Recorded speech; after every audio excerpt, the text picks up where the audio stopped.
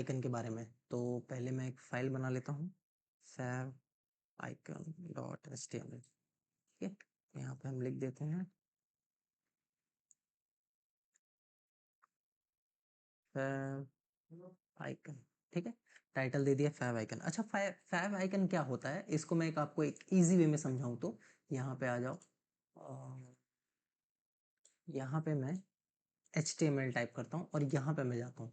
जैसे मैं यहाँ पे जाऊंगा ना, आप ये इस यहाँ पे अगर आप देखेंगे, ये जो देखेंगे, ये पार्ट जो है, ठीक है, ऊपर का ये जो HTML ट्यूटोरियल के बाजू में जो ये W करके जो दिख रहा है, इसे ही हम कहते हैं favicon। ये एक ब्रांड रिकॉग्नाइजेशन के लिए बनाया जाता है। मतलब जैसे ही हम किसी भी लिंक पे क्लिक करें तो एक बाजू में एक छोटी सी इमेज हो जो चीजों को बहुत अच्छे से दिखाए। अच्छा, आप यहाँ देखेंगे डिस्क्रिप्शन लिस्ट में, तो उसके बाजू में कोई इमेज नहीं है, एक इस तरीके से, मतलब लोकल पे रन हो रहा है या फिर हमने favicon दिया हुआ नहीं है। पर यहाँ पे अगर आप देखेंगे तो ये देखो एक छोटा सा इमेज दिखा रहा है जो कि एक ब्रांड रिकॉग्नाइजेशन वैल्यू दिखा रहा है। ठीक है, और ये जरूरी भी है। तो favicon हम 3 चीज़ों के लिए यूज़ करते हैं। सबसे पहला होता है कि ब्रांड जो है एक रिकॉग्नाइज हो, जैसे हम कोई भी लिंक पे क्लिक करें तो हमको वो ऑथराइज्ड लगे। और दूसरा है प्रोफेशनलिज्म। ऐसा समझ लो एक प्रोफेशनैलिटी होती है, जब कोई भी एक बोलते हैं ना, एक हम प्रॉपर्ली कोडिंग कर रहे हैं तो इसमें प्रॉपर चीज़ें सारी एकदम सेट हो, उसके लिए हम करते हैं। और तीसरा होता है यूजेबिलिटी के लिए। देखो यार, चीज़ें ऐसी होती है ना, बहुत बार इधर उधर हो जाती है, मतलब यूजर के एक्सपीरियंस के लिए। ठीक है, यूजेबिलिटी मतलब जब वो यूजर उस पर क्लिक करे तो उसको बहुत एक अच्छा एक्सपीरियंस मिले, इसलिए होता है।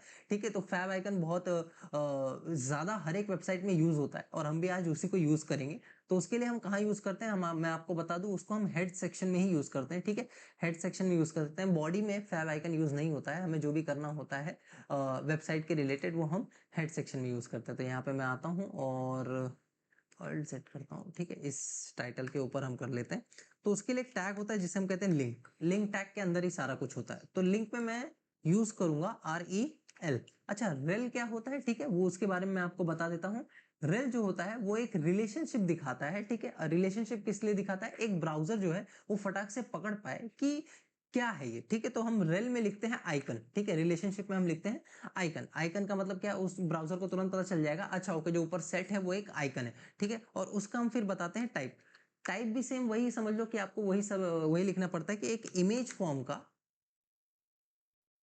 ठीक है, इमेज फॉर्म का एक्स आइकन है। ठीक है, ये लिखना बहुत जरूरी होता है। ठीक है, तो ये एक फॉर्मेट ही आपको लिखना ही पड़ेगा जब भी आपको favicon देना पड़ेगा। तो एक इमेज फॉर्म का एक्स आइकन है। अब इसके बाद हम, आपको पता ही है, एक लिंक के लिए हम यूज करते हैं href। ठीक है, अब इस href के अंदर मैं इमेज का सोर्स डालूंगा। तो पहले मैं लिख देता हूँ इमेज। ठीक है, इमेज, मेरे पास इमेजेस का एक फोल्डर है, उसके अंदर वी विल डू तीसरा।